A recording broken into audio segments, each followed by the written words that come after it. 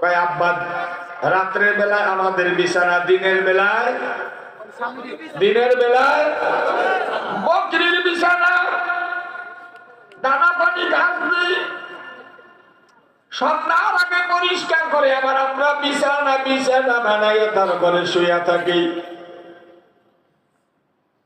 আব্বা কোন অভিযোগ করতে আসেন, আপনার জামাইকে আপনি এক এক জায়গায় তবলিগ করার জন্য জিহাদ যুদ্ধে পাঠাইয়া দেন, যেই দিন তিনিও বাড়ি থাকে না আব্বা আপনিও আসেন না, যখন খানা পানির ব্যবস্থা থাকে না কলিজার টুকরা হাসান আর হোসাইন কান পাতিয়া শোনো গো ধনী গরিব বাবারা, জান্নাতের দুই যুবক, হাদিস আইছে জান্নাতের মধ্যে দুইজন যুবক সন্তান থাকবে, একজন হাসান আর একজন হোসাইন। জান্নাতের যুবক দুইজন নাম কি বলেন? সবাই বলেন। এরা রসুলের কি লাগে? আল্লাহু আকবার, কলিজার টুকরা নাতি। বলে কেমন নাতি? মদিনার মসজিদের মধ্যে সিজদায় পড়ে গেছে সুবহান রাব্বিয়াল আ'লা।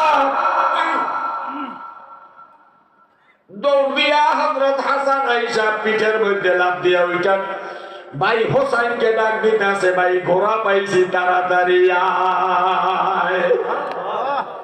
इसके बाजीबुत पुरुष तूने मुझको दे दिया, ले गया तू बाकरारी, ले गया तू बाकरारी, बेकरारी दे दिया।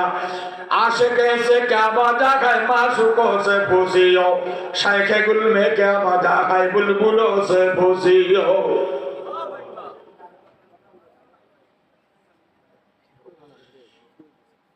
হোসাইন আয়েশা দাড়িগুলো ধরিয়া কি বলতেছে শোনো রে উম্মত। হাসান বলছে কি বলেন? গোড়া পাইছি পিঠের মধ্যে নাচতেছে।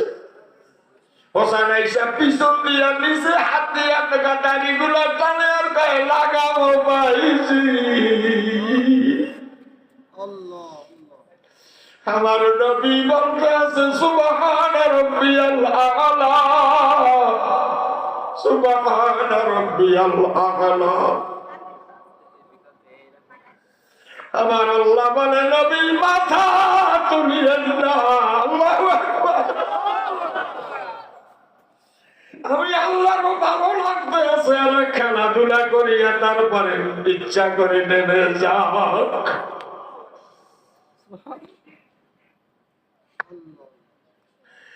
মা ফাতেমা কয় আব্বা জান,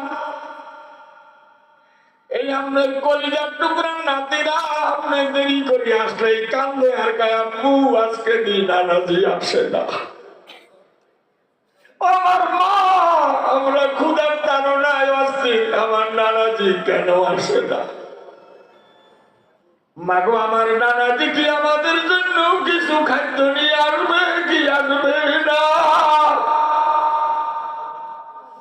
আমি সান্ত্বনা দিয়া বলি ধৈর্য ধরো, সবর করো, বাজার তোমার নানাজি আসবে।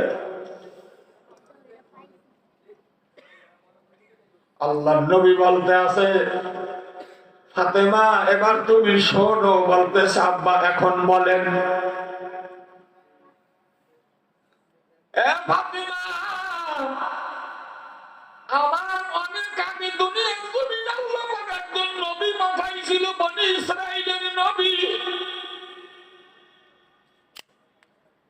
এই নবীর নাম ছিল মূসা কালিমুল্লাহ।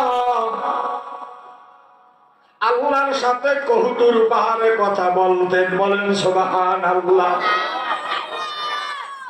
এই জলিল কদর নবীর একখানা বিছনা ছিল, 10 বছর পর্যন্ত এই বিছনা দিয়া কাটাইছে। এই নবীর ভালো একখানা ঘর ছিল না, ভালো একখানা পোশাক ছিল না।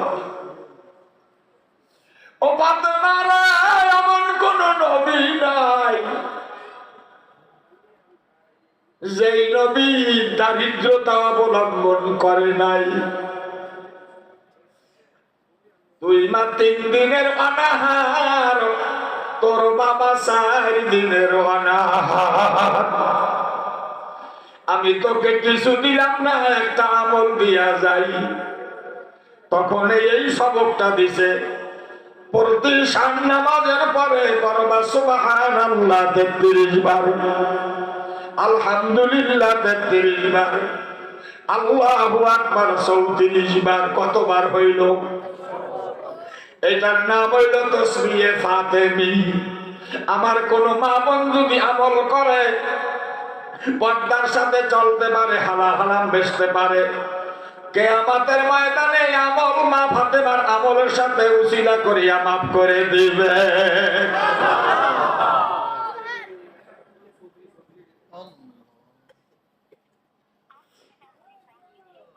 নবী পরিবারের এই অবস্থা ছিল। আপনাদের কাছে প্রশ্ন করি, এই তুলনায় আমরা গরিব না ধনী? বাংলাদেশে কোন গরিব আছে তাইলে? নাই। তারপর আমাদের মধ্যে অভাব। ভালো ভালো মানুষের জিজ্ঞেস করি কেমন আছেন, আছে একটু সমস্যা আছে, একবার আলহামদুলিল্লাহ কইতে রাজি না, একটা না একটা সমস্যা। অথচ এই খেয়াল করে না যে আমি হাজতখানায়ও নাই, জেলখানায়ও নাই, আর হসপিটালে নাই। দুই মুসিবত থেকে, দুই আযাব থেকে আল্লাহ আমারে মুক্ত করছে। বলেন ঠিক কিনা বলুন? এখন যদি জেলখানায় থাকতাম, বিবি বাল বাচ্চা মারিতে আমি জেলখানায়। এখন যদি হসপিটালে থাকতাম, বিবি বাল বাচ্চা মারিতে আমি হসপিটালে পড়িয়া থাকতাম।